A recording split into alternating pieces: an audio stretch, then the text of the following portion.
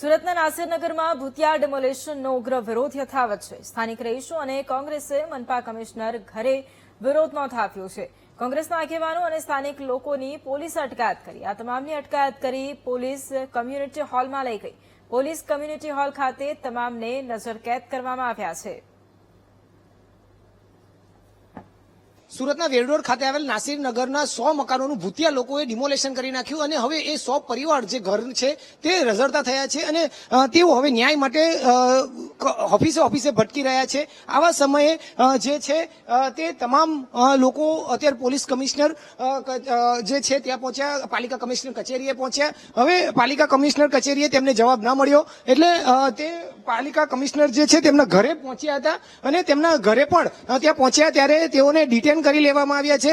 સ્થાનિક કોંગ્રેસના આગેવાનો સહિત તમામ લોકો જે છે તે હાલ અહીં પહોંચ્યા હતા અને તમામ જે કોંગ્રેસના આગેવાનો સહિત જે સ્થાનિક લોકો હતા તે ન્યાય માંગવા માટે ગયા હતા। તે ન્યાય માંગવા માટે ગયા અને અત્યારે આ તમામને જોઈ શકાય છે કે એક સુરત પોલીસ કોમ્યુનિટી હોલ છે ત્યાં ડિટેન કરીને રાખવામાં આવ્યા છે। અત્યારે તમામ